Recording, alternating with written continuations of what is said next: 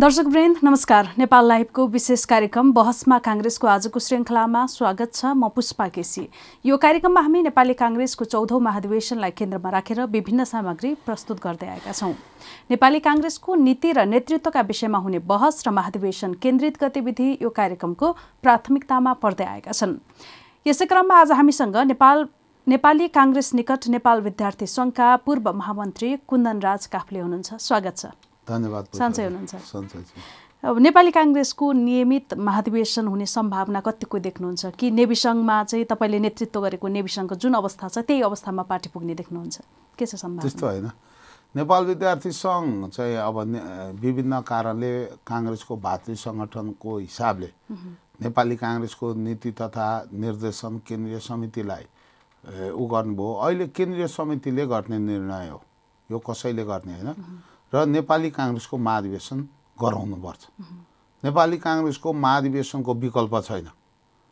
नेपाली कांग्रेसले जीवन्त पाउनको लागि यसको जुन पद्धतिको लागि नेपाली कांग्रेस लड्यो, जुन सिस्टमको लागि 7 सालदेखि लड्दै आयो र त्यो सिस्टम जोगाउनलाई पनि नेपाली कांग्रेसले नियमित महाधिवेशन गर्नुपर्छ। नेतृत्वमा नयाँ नेतृत्वको ल्याउनुपर्छ र जनतासँग कांग्रेस जोडिनुपर्छ र तलको संगठनसँग केन्द्र जोडिनुपर्छ। त्यसको लागि नै महाधिवेशन अनिवार्य छ। तपाईले महाधिवेशनको विकल्प छैन भन्नुभयो, तर विकल्पका बारेमा पार्टीभित्र छलफल भइराखेका छन्। विशेष महाधिवेशन त्यो गलत परम्परा हो। त्यो महाधिवेशनलाई व्यवस्थित पार्न, चुस्त दुरुस्त पार्न, मर्यादित पार्नलाई विभिन्न तरिका अपनाउन सकिन्छ। अहिले कोभिडको कुराले एउटा कारण छ, अर्को क्रियाशीलको कारण छ। त्यसको लागि विभिन्न विधि अपनाउन सकिन्छ। त्यसको लागि हामीले इलेक्ट्रिकल भोट गरे नि भयो, हामीले जिल्लामा प्रदेशबाटै केन्द्रको निर्वाचनमा भोट हाले नि भयो। धेरै तरिका छ।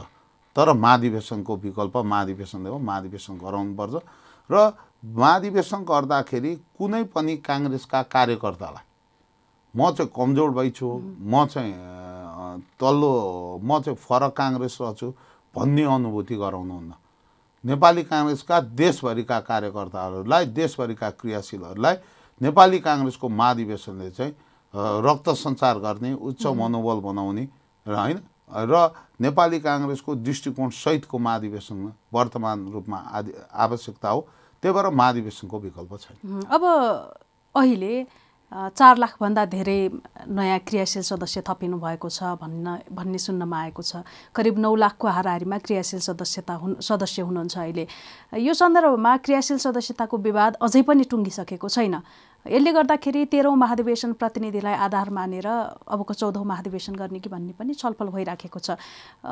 यो भयो भने कस्तो हुन्छ? नेपाली कांग्रेस पुरानै यसमा केही परिवर्तन हुन्छ भन्न सकिन्छ? यसरी महाधिवेशन परिवर्तन त धेरै कुरा चाहिँ कांग्रेसको नीति तथा कार्यक्रमले गर्ने कुरा हो। तर यदि नयाँ कांग्रेसलाई नजोडिने हो भने, नयाँ क्रियाशील साथीहरूलाई कांग्रेसभित्र गोलबन्द नबनाउने हो भने हैन, त्यो चाहिँ कस्तो भने नेपाली कांग्रेस अहिले संघीय लोकतान्त्रिक गणतन्त्रमा गइरहेको छ मुलुक। यो जाँदा त्यही अवस्थाको नेपाली कांग्रेसको आवश्यकता छ। त्यो आवश्यकता महसुस गरेर नेपाली कांग्रेसको विधानमा पनि त्यही अनुसार छ। यदि त्यही विधान अन्तर्गत हैन अधिवेशन गर्दै गर्दा, महाधिवेशन गर्दै गर्दा ती साथीहरूलाई समेटिनुपर्ने आवश्यकता छ। त्यो कारणले गर्दा यो पुरानोबाट भन्ने कुरा चाहिँ, यो कुराले चाहिँ रक्त सञ्चार जुन हिसाबको हुनुपर्ने हो त्यो हुन सक्दैन। त्यही भएर हामीले विशेष महाधिवेशन भन्दा नि महाधिवेशनको सुनिश्चित गर्न नतिरै अगाडि बढ्नुपर्छ। त्यो नै उत्तम विकल्प हो। महाधिवेशन नेपाली कांग्रेसको आज भएको होइन, आज मात्रै भएको होइन। नेपाली कांग्रेसको महाधिवेशन गराउँदाखेरि हिजोको दिनमा जुन जुन किसिमको समस्या हुन्थ्यो त्यो आज पनि रहिरहेको छ। त्यो दुःखद कुरा हो, नयाँ समस्या होइन। नेपाली कांग्रेसभित्र क्रियाशील सदस्यको विवाद, नेतृत्वमा हुने विवाद यो नयाँ होइन। नेपाली कांग्रेसको नेतृत्व त स्थापना कालदेखि नै विवाद छ र नेपाली कांग्रेसमा प्रतिस्पर्धा पनि ठुलो कुरा होइन। नेपाली कांग्रेसमा हैन कृष्णप्रसाद कोइरालाका छोराहरू 2 जना हैन बिपी कोइराला र मातृका कोइराला सँगै चुनावमा आन्तरिक चुनावमा प्रतिस्पर्धा गरेको पार्टी हो। यहाँ विवादको कुरा नि ठुलो होइन, स्थापना कालमा नि थोर बहुत सैद्धान्तिक रूपले मतभेद थियो।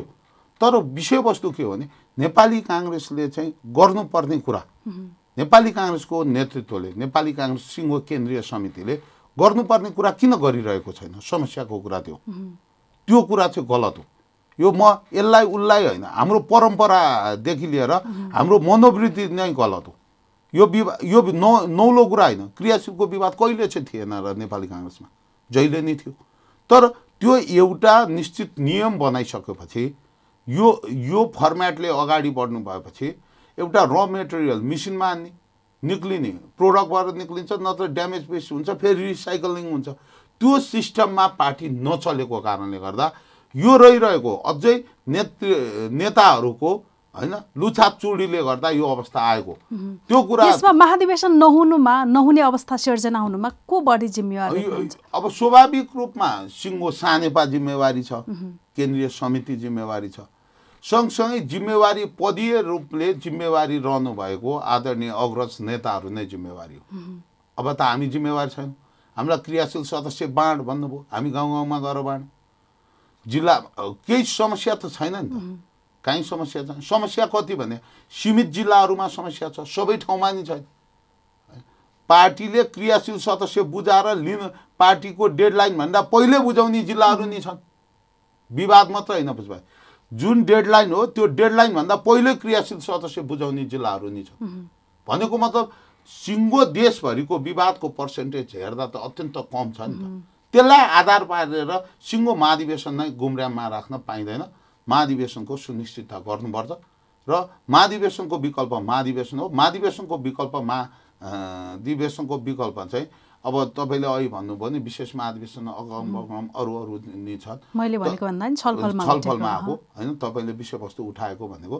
अब त्यो के हो भने अब नेपाली काङ्ग्रेसको महाधिवेशन गर्ने दिशामा अगाडि बढ्नुपर्छ। सिङ्गो देशलाई हेर्नु त, यो कम्युनिस्ट अतताईबाट निक्लेको अवस्थामा जनतालाई नेपाली काङ्ग्रेसको महाधिवेशन नगरेको देख्दा जनता निराश हुन्छ, काङ्ग्रेस मात्रै होइन। त्यही भएर सिङ्गो मुलुकलाई मध्यनजर गरेर, काङ्ग्रेसलाई मध्यनजर गरेर महाधिवेशन सुनिश्चित गर्ने दिशामा अगाडि बढ्नुपर्छ। अब नेपाली काङ्ग्रेसको यो महाधिवेशन एउटा विचार दृष्टिकोण प्रधान भन्दा पनि व्यक्ति केन्द्रित भएको, व्यक्ति प्रधान भयो भन्ने पनि विश्लेषकहरूको भनाइ छ। यसमा के भन्नुहुन्छ तपाईँको धारणा? यो चाहिँ लामो समयसम्म यो रह्यो। यो चाहिँ नेपाली काङ्ग्रेसमा सत्य कुरा उठाउनु भयो, व्यक्ति प्रधान जस्तो देखिन्छ। तर नेपाली काङ्ग्रेसले नीतिगत रूपले नेपाली काङ्ग्रेसको महाधिवेशनमा सैद्धान्तिक मतभेदका साथ महाधिवेशनको मैदानमा नेतृत्वहरू उठेको पनि देखिँदैन। विगतको महाधिवेशन हेर्दाखेरि उहाँहरू सैद्धान्तिक रूपले मेरो यो हो नीति तथा कार्यक्रम, म यसरी गर्छु, मेरो यो दृष्टिकोण भनेर अगाडि बढेको नि देखिँदैन। र सँगसँगै के भने जस्तो नेतृत्वमा जानको लागि चाहिँ म चाहिँ यो कारण नेपाली काङ्ग्रेसलाई अब 1 वर्ष 2 वर्ष 3 वर्ष 4 वर्षमा यस्तो अवस्थाको नेपाली काङ्ग्रेसलाई यी नेपाली काङ्ग्रेसका को समस्या हुन्, समाधान यो हो, म यसरी अगाडि बढ्छु भनेर नेतृत्व आएको नै देखिँदैन। यसले गरेन म गर्छु भन्ने हिसाबले नै आएको देखिन्छ। त्यही भएर व्यक्ति प्रधान जस्तो देखिन्छ। तर हामी सैद्धान्तिक रूपले चाहिँ हामी सिद्धान्त त चाहिँ यो सैद्धान्तिकै छ। किनभने नेपाली काङ्ग्रेस हिजो 7 सालको एजेन्डा र पुष्पाजी आजको एजेन्डा त एउटै छैन नि त। यो त व्यक्तिले सडकबाट गरेको निर्णय होइन नि त। यो त सिङ्गो केन्द्रीय समितिले, महासमितिको बैठकले गरेका निर्णयहरू छन् नि त। यी क्रान्तिकारी परिवर्तनको नेतृत्व नेपाली काङ्ग्रेसले गर्दै गर्दा के अबको बाटो के संविधान जस्तो 72 सालसम्म आइपुग्दाखेरि संविधान निर्माण चाहिँ हाम्रो मुख्य एजेन्डा हो भन्दा आयो नेपाली काङ्ग्रेसले। अबको बाटो के भन्नेमा चाहिँ अझ स्पष्ट हुन नसकेको त देखिन्छ नै। यो सन्दर्भमा अब 14औं महाधिवेशनबाट यदि नियमित महाधिवेशन भयो भने नयाँ अनुहारहरू आउँछन्, युवा पुस्ता आउँछ र एउटा नेपाली काङ्ग्रेस रूपान्तरण हुन्छ भन्ने अपेक्षा पनि राखिएको छ र युवा पुस्ताले चाहिँ आफूलाई त्यसरी पनि उभ्याइराखेको छ। यो सन्दर्भमा यसले केही ठोस वैचारिक दृष्टिकोणबाट अगाडि बढ्ने देख्नुहुन्छ? अब कस्तो भने अहिलेको संविधानलाई संरक्षण गर्दै हामीले ल्याएको संविधान हो यो 62-63 सालको हाम्रो आन्दोलनबाट आएको संविधान। यो संविधानले गरिबलाई नै सुविधा दिएको छ। संविधान कार्यान्वयन चाहिँ भएको छैन। शिक्षा निःशुल्क छ पुष्पाजी संविधान त, तर कार्यान्वयन छैन। स्वास्थ्य छ हैन, गरिबलाई भत्ता नि सबै कुरा छ हैन। आज राई, लिम्बू, बाहुन, छेत्री विभिन्न जात, धर्म, लिङ्ग सबलाई सुविधा छ, सबलाई संविधानले बोल्छ। तर त्यो कार्यान्वयन पक्ष फितलो छ। यो संविधानलाई कार्यान्वयन पक्षमा लाउनु यो 14औं महाधिवेशन पछिको दायित्व हो। अर्को कुरा, अब देश समृद्धतिर अगाडि बढ्नुपर्छ। अब जातका नाउँमा, धर्मका नाउँमा, लिङ्गका नाउँमा, भूगोलको नाउँमा होइन। दार्चुला बैतडीमा रहने, कर्णालीमा रहने, यी नाङ्लेबारीमा रहने र के अरे हाम्रो न्यू रोडमा रहने या यही हाम्रो आसपासमा रहने सिंहदरबारको वरिपरिमा रहने नागरिक राज्यको सुविधामा चाहिँ कसैलाई कम कसैलाई बढी हुन पाउँदैन। अबको नेपाली काङ्ग्रेसको अबको आन्दोलन भनेको चाहिँ यो अब समृद्धको आन्दोलन, अब परिवर्तनको आन्दोलन होइन। अब यो संविधानलाई हुबहु कार्यान्वयन गराउने र समृद्ध मुलुक बनाउने अभियान चाहिँ 14औं महाधिवेशन पछिको नेपाली काङ्ग्रेसको अभियान हो। यो एकदम राजनैतिक रूपले सैद्धान्तिक रूपले नेपाली काङ्ग्रेस विचलन छैन र त्यही दिशामा अगाडि लानुपर्छ। त्यो दिशामा अगाडि लानलाई खबरदारी गर्ने ड्युटी हाम्रो पनि छ, तपाईँहरूको पनि छ, यो समाजका सचेत नागरिक सबैको छ। तर अब हाम्रो रोड म्याप भनेको चाहिँ संविधानको संरक्षण गर्दै अब समृद्धतिर नै हाम्रो मुलुक जानुपर्छ। हाम्रो अभियान यही हो। अब पिछडिएको क्षेत्रलाई, अब दलित जनजाति मधेसको क्षेत्रलाई अगाडि ल्याउने कुरा अथवा यसको विषय अझ फरक बहसको पाटो हुन्छ। यतातर्फ नजाउँ। अहिले महाधिवेशनकै सन्दर्भमा अलिकति फरक प्रसङ्ग। अब महाधिवेशन नजिकै गर्दाखेरि आफ्नो उम्मेदवारीको आकाङ्क्षा पनि प्रस्तुत गर्ने बेला भयो। तपाईँको उम्मेदवारी केमा हो, केमा उठ्दै हुनुहुन्छ? अब लामो समयसम्म विद्यार्थी राजनीति गरियो होइन, भन्न लाज हुन्छ। 24 वर्ष गरिएछ होइन। नेपाल सरकारको 20 वर्षमा लगभग पेन्सन पाक्छ। विद्यार्थी राजनीतिक 24 वर्ष गरेन। नेपाल विद्यार्थी सङ्घको अध्यक्ष हुन खुब मन लागेको थियो मलाई होइन। त्यही अनुसार मिहिनेत पनि गरेको थिएँ, त्यही अनुसार अगाडि बढेको पनि थिएँ। साथीभाइको माया, सदाशयता होइन, सद्भाव होइन, विश्वास सबै जितिएको थियो। तर विभिन्न कारणले गर्दा नेपाल विद्यार्थी सङ्घको अध्यक्ष हुन सकिएन। नसकिएपछि अब म दोलखा जिल्लाको पार्टी सभापति लडेर हारेको 13औं महाधिवेशनमा। अब चाहिँ मैले नेपाली काङ्ग्रेसको केन्द्रीय सदस्यको उम्मेदवारी दिने निर्णय गरेको छु होइन। अब महाधिवेशनमा अग्रजहरूले, साथीहरूले अनुमोदन गर्नुभए सदस्य हुँला, न त नेपाली काङ्ग्रेसको कार्यकर्ताको हिसाबले काम गर्छु। केन्द्रीय सदस्यको दाबी गर्ने आधार प्रस्तुत गर्दाखेरि के हो तपाईँको? अब 22-23 वर्ष विद्यार्थी राजनीति गरियो हेर्नुहोस्। विद्यार्थी राजनीति अब्बल दर्जाको हामीले गरेको जनमत सङ्ग्रह, कुकुर अभिनन्दन, राजतन्त्रको सान्दर्भिकताको बहसले यो मुलुकमा गणतन्त्रको शङ्खघोष गरेको होइन। हामीले तयार पारेको पृष्ठभूमि हो। नेपाल विद्यार्थी सङ्घको महामन्त्रीसम्म भयो होइन। दोलखा जिल्लाको पार्टी सभापति पनि भयो। र अर्को कुरा के पनि हो भने जस्तो यो 2 कार्यकाल महाधिवेशन भयो, एकचोटि पार्टी सभापति लड्यो होइन। मेरो घर दोलखा 32,000को मतको डिफरेन्सले हारेको जिल्ला हो मेरो दोलखा। नेपालको सबैभन्दा भोटको डिफरेन्सले हारेको जिल्ला दोलखा। अब 3 वर्ष लगभग 3 वर्ष केपी ओलीले 2/3 सरकार चलाउँदाखेरि यो देशमा बोल्ने बाहेक सबै व्यथिति भए। त्यो तपाईँ हामीले भनेको कुरा भन्नु। 47 सालबाट निरन्तर कम्युनिस्टले दोलखामा शासन गरेको छ, कम्युनिस्ट नेतृत्वमा छ भने कति हरिबिजोग होला। त्यो दोलखाका जनतालाई लोकतन्त्रको अनुभूति दिलाउनलाई पनि म केन्द्रीय सदस्य हुनु अनिवार्य छ। अब केन्द्रीय सदस्य हुन धेरै गाह्रो पनि छ नेपाली काङ्ग्रेसभित्र। दशकौँ लागेका, राजनीतिमै लागेकाहरू पनि हुन नसकिराखेका अनुहारहरू धेरै छन्। तपाईँले के कारण हुनुपर्ने? मेरो पुस्ताको म अहिले 41 वर्षको भएँ। मेरो पुस्ताको मान्छे नेपालमा कति छन्, कति पर्सेन्ट छ? मेरो पुस्ताका मान्छेहरू 20 देखि 25-30% छ। त्यो पुस्ताको प्रतिनिधित्वको लागि नि मेरो केन्द्रीय सदस्य अनिवार्य छ। अब त्यो पुस्ताको प्रतिनिधित्व गर्ने पात्र चाहिएन। नेपाली काङ्ग्रेस हेर्दै गर्दा त्यो पुस्ताले, त्यो मेरो पुस्ताले नेपाली काङ्ग्रेसको मा पनि हाम्रो पुस्ता छ भन्ने गर्व गर्न पाउनु परेन? अग्रजहरू हुनुहुन्छ, उहाँहरू एकदम सम्मान छ, उहाँहरू पनि आउनुपर्छ होइन। यसको अर्थ सबै भनेको होइन, तर हाम्रो पुस्ताको रिप्रेजेन्टेटिभ गर्ने मान्छे चाहिएन काङ्ग्रेसको सिङ्गो केन्द्रीय समितिमा। उसले मेरो पुस्ताले काङ्ग्रेस हेर्दै गर्दा, ऐनामा हेर्दै गर्दा आफू देख्नु परेन? त्यसको लागि पनि मेरो केन्द्रीय सदस्य हुनु। तपाईँकै पुस्ता पनि त तरुण दलमा आबद्ध हुन चाहन्छ होला, अन्य भातृ संस्थाहरू छन् त्यसमा आबद्ध हुन चाहन्छ होला, तर ती त सबै निष्क्रिय छन्। यो अवस्थामा के भन्नुहुन्छ?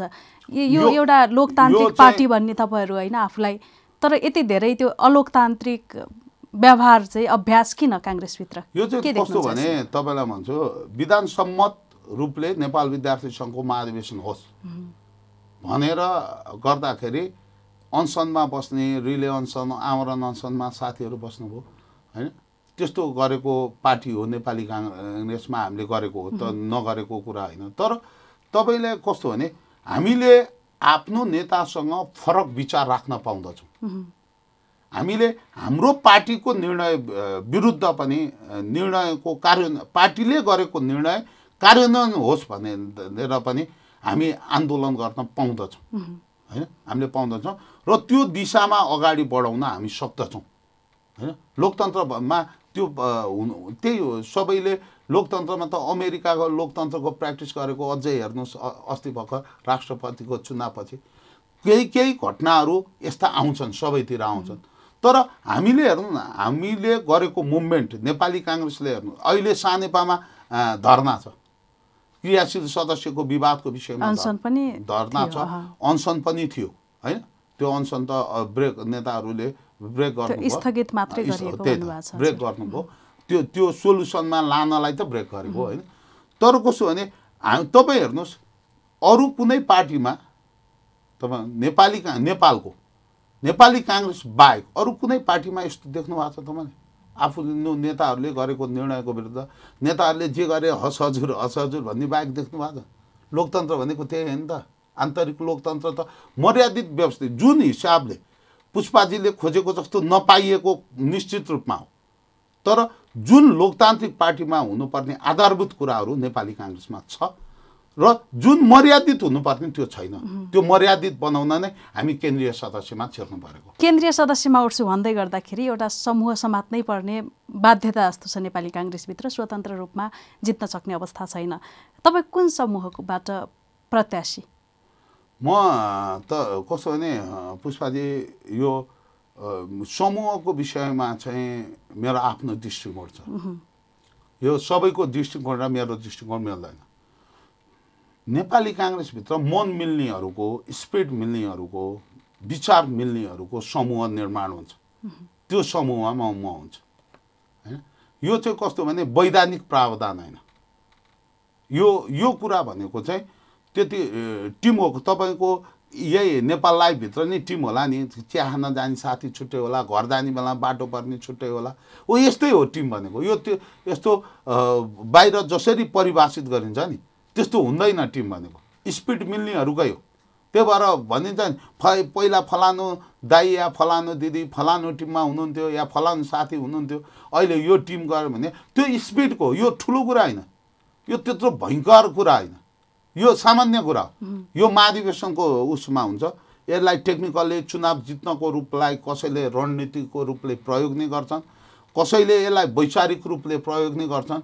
कहिले म हार्छु या मैले भोट हालेको व्यक्ति हार्छ, तर यो विचारको लागि, यो दृष्टिकोणको लागि म फलानलाई भोट दिन्छु पनि भन्ने मान्छे हुन्छन्। यो चाहिँ तत्कालीन रूपमा बन्ने रणनीति हो। यसलाई संस्थागत विकास गरेको देखिन्छ, तर यथार्थमा यो संस्थागत विकास छैन। हामी कार्यक्रमको अन्त्यतिर आइसकेका छौँ।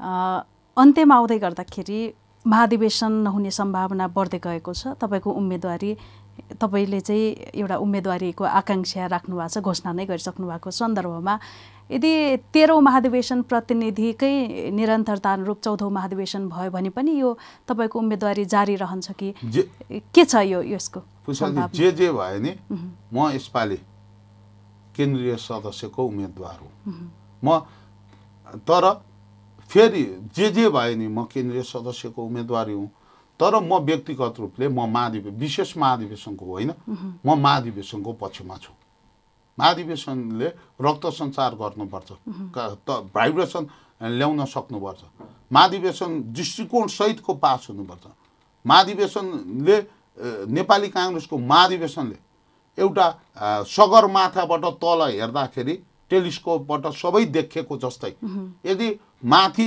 प्लेनबाट तल हेर्दाखेरि सबै टेलिस्कोपमा देखेको जस्तै छर्लङ्ग देखिने पारदर्शी हरेक कार्यकर्ताले दूरदराजका 77 जिल्लाका कार्यकर्ताहरूले चाहिँ महाधिवेशनको मेसेज जाने महाधिवेशनको आवश्यकता छ किनकि अब 2 तहको निर्वाचन हुँदैछ फेरि हैन स्थानीय तह अझै 3 तहको प्रदेश र सङ्घ गरेर अब निकट 17-18 महिनाभित्र त सबै तहको निर्वाचन सिद्ध्याउनु पर्ने वर्तमान आवश्यकता छ त्यो संविधान न त त्यो अनिवार्य भन्छ त्यही भएर यो अवस्थामा नेपाली काङ्ग्रेसले कम्युनिस्ट अतताईबाट एकदम दर्दनाक पीडामा परेका जनतालाई अनुभूति दिने तिनीहरूलाई मलमपट्टी लाउने तिनीहरूलाई दृष्टिकोण सहितको बाटो र अब चाहिँ नेपाली काङ्ग्रेस सत्तामा आएपछि यी कुरा चाहिँ नेपाली जनताले दुःख बेहोर्नु पर्दैन भन्ने ग्यारेन्टीका साथ नेपाली काङ्ग्रेसको महाधिवेशन सुनिश्चित गराउनुपर्छ